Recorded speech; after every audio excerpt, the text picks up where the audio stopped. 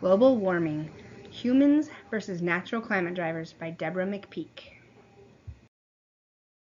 Every single year since 1977 has been warmer than the 20th century average, with 16 of the 17 warmest years on record occurring since 2001 and 2016 being the warmest year in recorded history. In September of 2016, the world reached a point of no return. The levels of carbon dioxide reached a new high. It is unlikely that concentrations will dip below 400 ppm again. The fingerprints that humans have left on Earth's climate are turning up in a diverse range of records and can be seen in the ocean, in the atmosphere, and on Earth's surface. Natural climate drivers. Decomposition, the state of rotting, decay. Ocean release. As the oceans warm, their massive stores of dissolved carbon dioxide may be quick to bubble back out into the atmosphere and amplify the greenhouse effect. Respiration.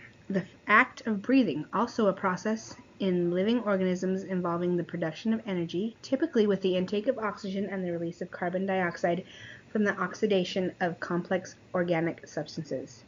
Changes in the sun's intensity, the amount of incoming solar energy or radiation that reaches the Earth's surface. Volcanic eruptions, the sudden occurrence of a violent discharge of steam and volcanic material produces aerosols. Some of these climate drivers result in warming and others lead to cooling. Decomposition. Decomposition is the natural process of dead animal or plant tissue being rotted or broken down. This process is carried out by invertebrates, fungi, and bacteria. All living organisms on Earth will eventually die. Many plants naturally complete their life cycle and die within a year, but even the longer-lived plants, such as trees, have a limited natural lifespan. When plants die, they release CO2 back into the soil and air. Ocean release. As the world's oceans warm, their massive stores of dissolved carbon dioxide may be quick to bubble back into the atmosphere and amplify the greenhouse effect, according to a new study. The oceans capture around 30% of human carbon dioxide emissions and hide it in their depths.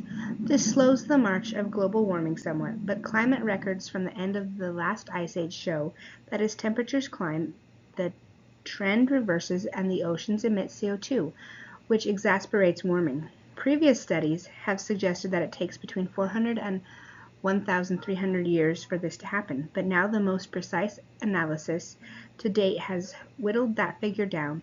We now think the delay is more like 200 years, possibly even less, says Taz Van Orman from the Australian Antarctic Division in Hobart, who led the study. The new results come from Sipple and Beard ice cores in western Antarctica. Van Orman and colleagues dated CO2 bubbles trapped in the ice, then compared their measurement with records of atmospheric temperatures from the same time period. As expected, when temperatures increased, carbon dioxide followed, but at both Sipple and Beard, the time lag was around 200 years, much shorter than previously studies found. Rising temperatures make carbon dioxide leak from the oceans for two main reasons. First, melting sea ice increases the rate that the ocean mixes, which dredges up CO2-rich deep ocean waters. Second, when you warm the ocean up, just like warming up a Coke bottle, it drives the gas out, says Van Orman. Previous estimates used cores from regions with low snowfall, Van Orman says, leading to a very gradual trapping of the carbon dioxide in the ice. This increased uncertainty in timing. Also, many previous studies used only one ice core site, and while more precise than the others, the team's study also comes with significant uncertainty, plus or minus 200 years, meaning there could actually be no lag time between the rising temperatures and gases being released from the atmosphere. They've nailed it, says Paul Fraser, a greenhouse gas researcher at Australia's Commonwealth Scientific and Industrial Research Organisation. He added that despite the uncertainty, that this is a really good data set that they've got. Van Orman says climate modeling will be needed before we can speculate how the results relate to current warming. Respiration. In one day, the average person breathes out around 500 liters of the greenhouse gas CO2, which amounts to around 1 kilogram in mass. This doesn't sound like much until you take into account the fact that the world's population is around 6.8 billion. Collectively breathing out around 2,500 million tons of the stuff each year, which is around 7% of the annual CO2 tonnage churned out by the burning of fossil fuel around the world. So, on the face of it, we humans are a significant contributor to global warming. But in reality, the CO2 we're breathing out is part of a natural cycle by which our bodies convert carbohydrates from CO2 absorbing plants into energy, plus water and CO2. As such, we're not adding any extra CO2. Change in the sun's intensity. The sun is the source of most of the energy that drives the biological and physical processes in the world around us. In oceans and on land, it fuels plant growth that forms the base of the food chain, and in the atmosphere, it warms air, which drives our weather. The rate of energy coming from the sun changes slightly day to day. Over many millennia, the Earth-Sun orbital relationship can change the geographical distribution of the sun's energy over the Earth's surface. It has been suggested that changes in solar output might affect our climate, both directly, by changing the rate of solar heating of the Earth and atmosphere, and indirectly by changing cloud forming processes. Over the timescale of millions of years, the change in solar intensity is a critical factor influencing climate. However, changes in the rate of solar heating over the last century cannot account for the magnitude of the rise in global mean temperature since the late 1970s. Volcanic eruptions.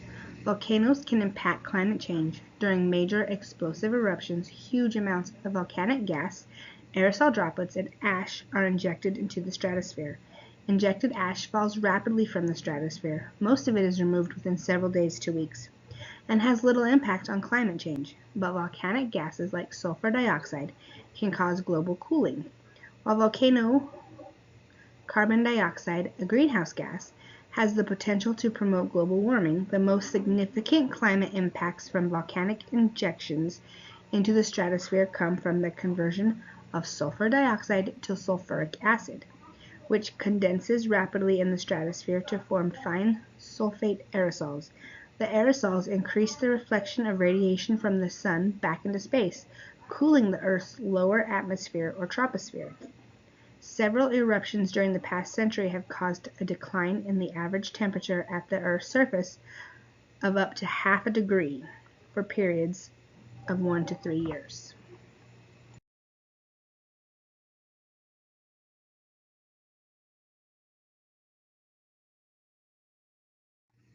Human climate drivers. Deforestation, the action of clearing a wide area of trees. Land use changes.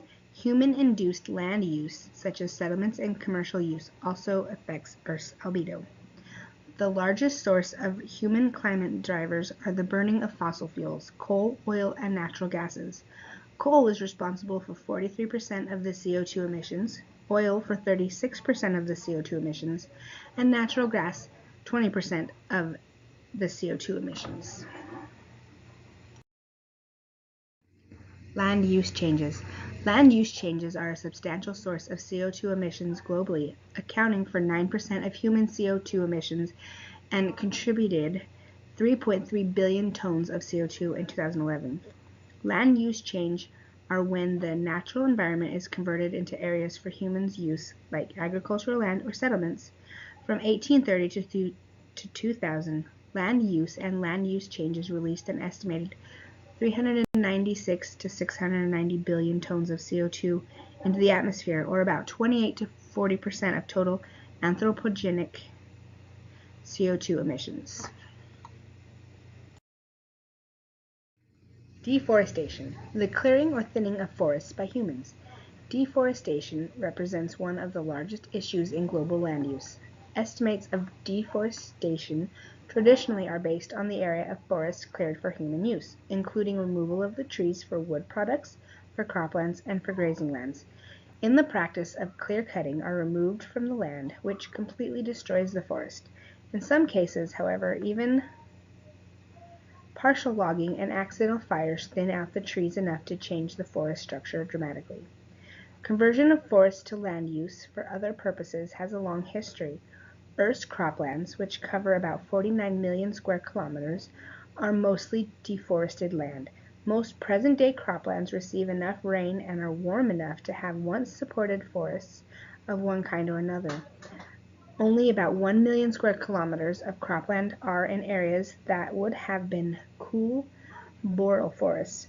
All the trees, as in Scandinavia and northern Canada, much of the remainder was once moist subtropical or tropical forests, or in eastern North America, Western Europe, and eastern China, temperate forests. The extent to which forests have become Earth's grazing land is much more difficult to assess. Cattle or sheep pasteurized in North America or Europe are easy to identify, and they support large numbers of animals. At least 2 million square kilometers of such forests have been cleared for grazing lands.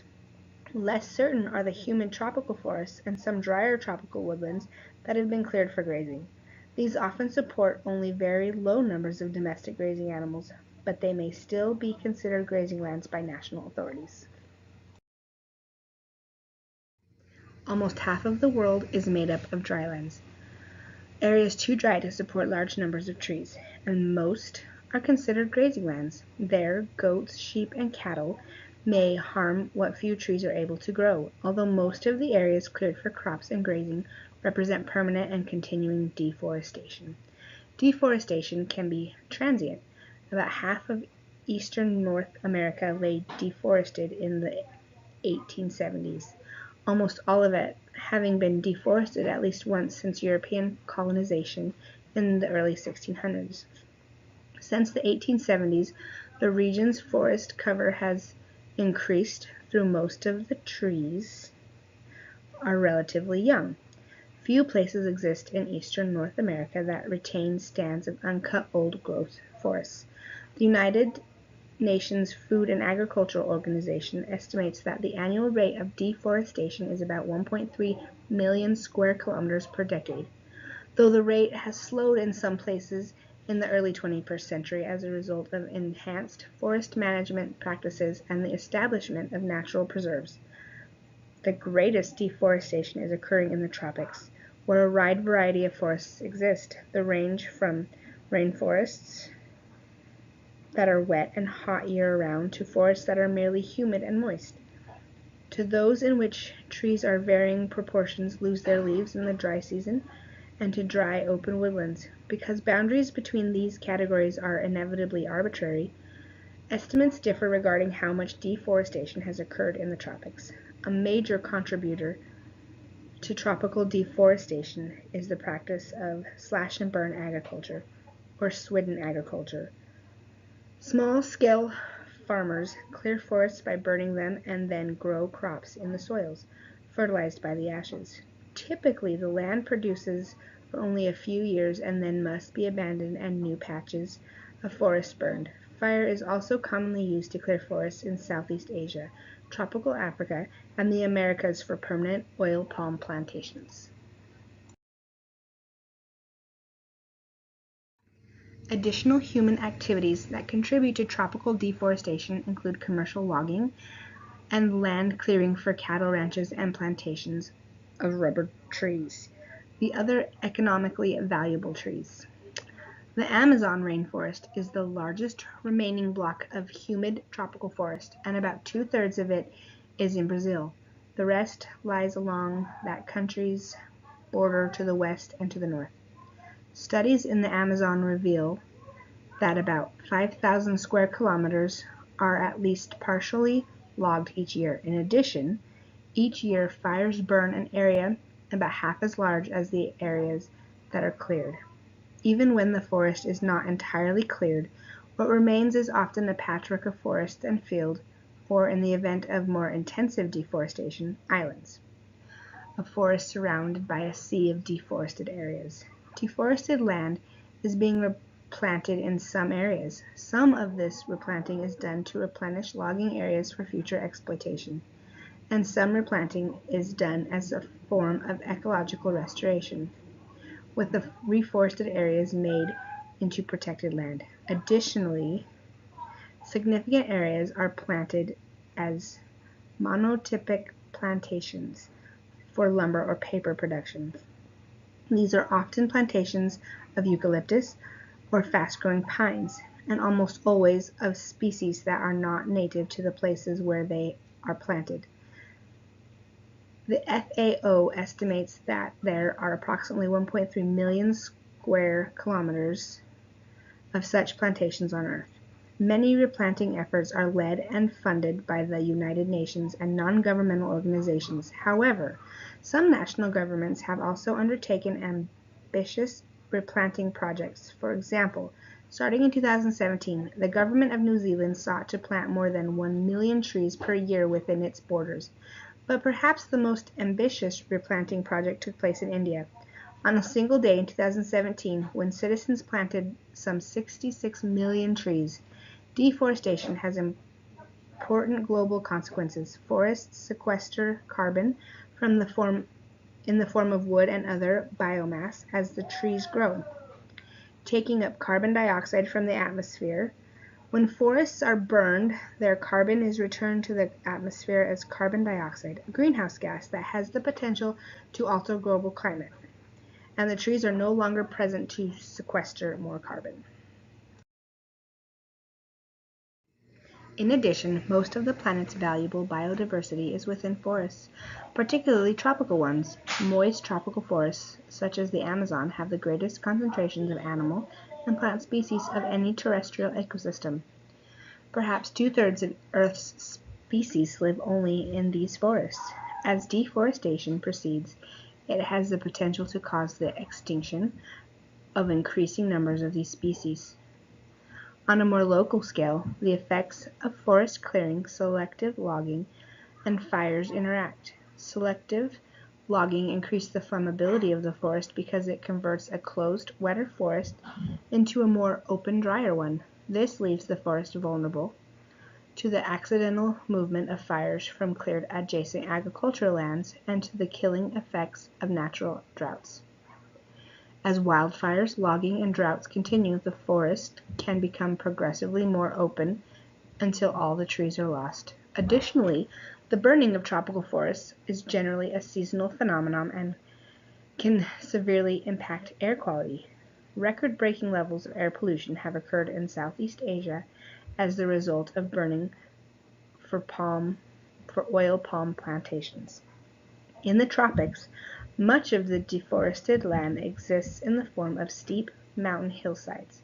The combination of steep slopes, high rainfall, and the lack of tree roots to bind the soil can lead to disastrous landslides that destroy fields, homes, and human lives.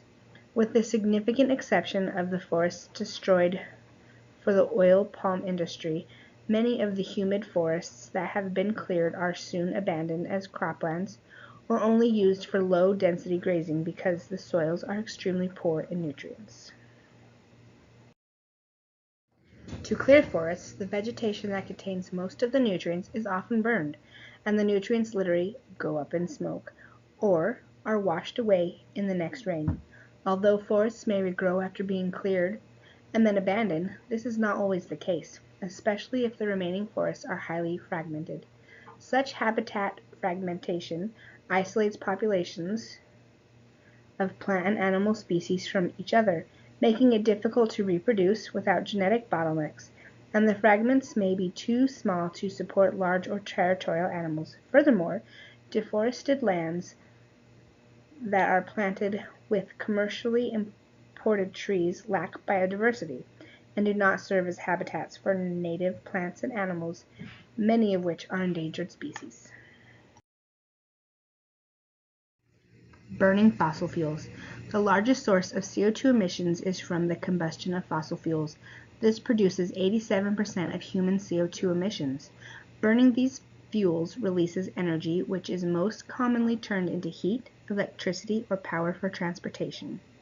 In 2011, fossil fuel use created 33.2 billion tons of CO2 emissions worldwide. Coal is the most carbon-intensive fossil fuel. For every ton of coal burned, approximately 2.5 tons of CO2 emissions are produced. The three main economic sectors. Number 1, electricity and heat. Electricity heat generation is the economic sector that produces the largest amount of man-made CO2 emissions.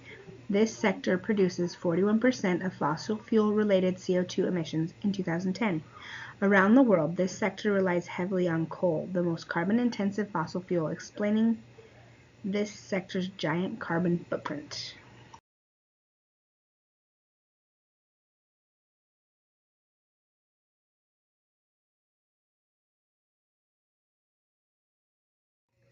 The three economic sectors. Number 2, transportation. Transportation is the second largest source of anthropogenic CO2 emissions. The transporting goods and people around the world produced 22% of fossil fuel-related CO2 emissions in 2010. This sector is very energy intensive and it uses petroleum-based fuels, most exclusively to meet those needs. Since the 1990s, transport-related emissions have grown rapidly, increasing by 45% in less than 2 decades. Road transportation.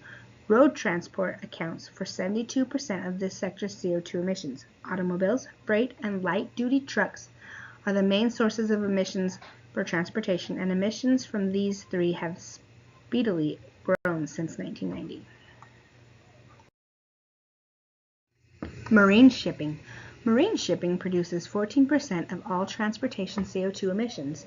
While there are a lot less ships than road vehicles used in the transportation sector, ships burn the dirtiest fuel on the market, a fuel that is so unrefined that it can be solid enough to be walked across at room temperature. Because of this, marine shipping is responsible for over 1 billion tons of CO2 emissions. This is more than the annual emissions of several industrialized countries, and this sector continues to grow rapidly. Global aviation. Global aviation accounts for 11% of all transport CO2 emissions. International flights create about 62% of these emissions, with domestic flights representing the remaining 38%. Over the last 10 years, aviation has been one of the fastest growing sources of CO2 emissions. Aviation is also the most carbon-intensive form of transportation, so its growth comes with a heavy impact on climate change. Emissions caused by the transportation of people and goods has grown so rapidly that it has surpassed emissions from the industrial sector, which has a huge impact on climate change. This trend started in the 1990s and has continued ever since, causing an increase in indirect emissions. Indirect emissions, the emissions caused by the transportation of goods, are examples of indirect emissions since the consumer has no direct control of the distance between the factory and the store. Direct emissions are caused by people traveling by car, plane, train, ship, etc. Industrial sector. The third largest source of man-made CO2 emissions, this sector produced 20% of fossil fuel-related CO2 emissions in 2010. The industrial sector consists of manufacturing, construction, mining, and agriculture. Manufacturing is the largest of the four and can be broken down into 5 main categories: paper, food, petroleum refineries, chemicals, and mineral products. Manufacturing and industrial processes all combine to produce large amounts of each type of greenhouse gas, but specifically large amounts of CO2.